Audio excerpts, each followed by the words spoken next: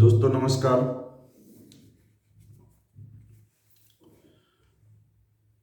1982 में नाबार्ड की स्थापना हुई थी। नाबार्ड मतलब national bank for agriculture and rural development. तो चूंकि स्थापना हो गई थी, आरबीआई से बहुत सारे ऑफिसर्स नाबार्ड में आ गए थे। बाद में नाबार्ड ने अपना भी रिक्रूटमेंट किया।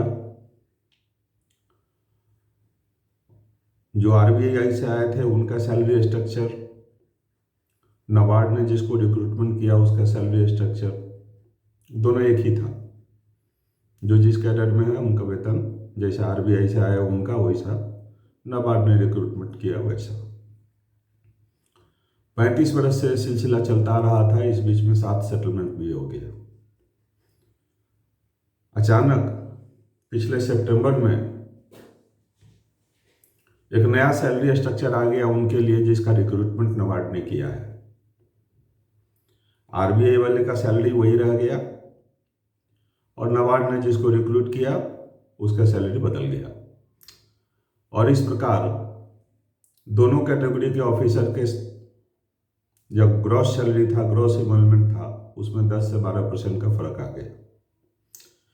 इसके विरोध में नाबार्ड के ऑफिसर्स ने मंगलवार को जंतर मंतर पर धरना दिया। जनरल सेक्रेटरी जो हैं एसोसिएशन के, all India NABARD officers association के अमलान दास, उन्होंने कहा कि ये सितंबर का ऑर्डर जो है ये बहुत विचित्र ऑर्डर है। ये अचानक कैसे ये ऑर्डर आ गया और सैलरी स्ट्रक्चर अचानक चेंज हो गया, सेम कैडर के लिए डिफरेंट सैलरी। इसे नाबार्ड के ऑफिसर्स में रोष व्याप्त है और ये सरकार तो लगता है जैसे नौकरी करने वाले के पीछे ही पड़ गई है। नौकरी करने वाले का सैलरी कम कर देने से देश का आर्थिक विकास बहुत ज़्यादा हो जाएगा, ऐसा उनका सोच है। यही सोच अगर माननीयों के लिए होता तो बात कुछ और होती। एक माननीय एक से अधिक पेंशन लेते हैं, कोई बात नहीं। कोई सरकार माननीयों का इनकम टैक्स भरती है, उसके लिए कोई बात नहीं। जब भी इस तरह की बात आती है, इनकी सैलरी बढ़ाने की बात होती है, संसद में मेजे थपथपा करके सारे पार्टी के लोग जो है उसको यूनानिमसली पास कर देते हैं। ये तो विडंबना है अपने देश की। तो नौकरी करने वाले लोगों को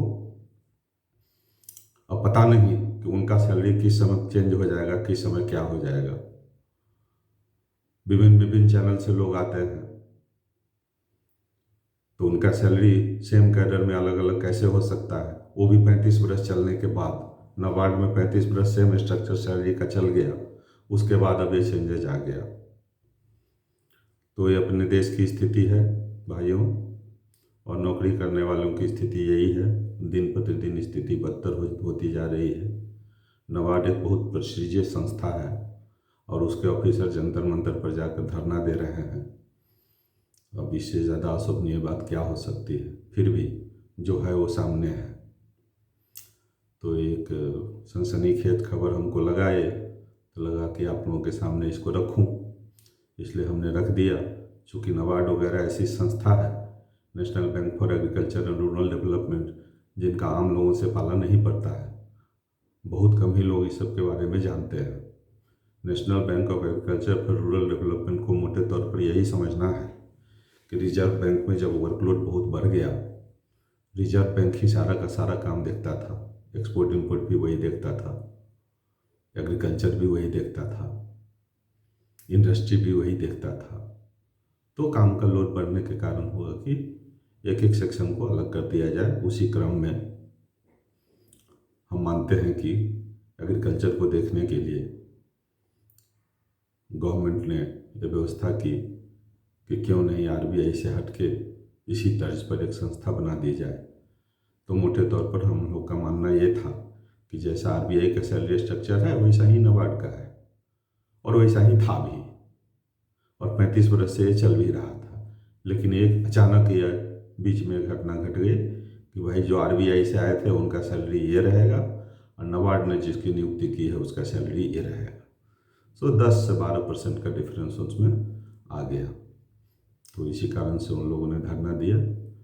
तो एक बहुत ज़रूरी खबर थी।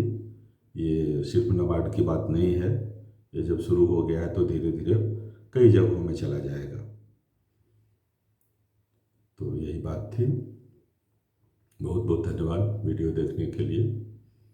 इन्फॉर्मेशन अच्छा लगे तो सब्सक्राइब कर दीजिए, लाइक कर दीजिएगा, शेयर कर दीजिएगा। धन्यवाद, नमस्कार।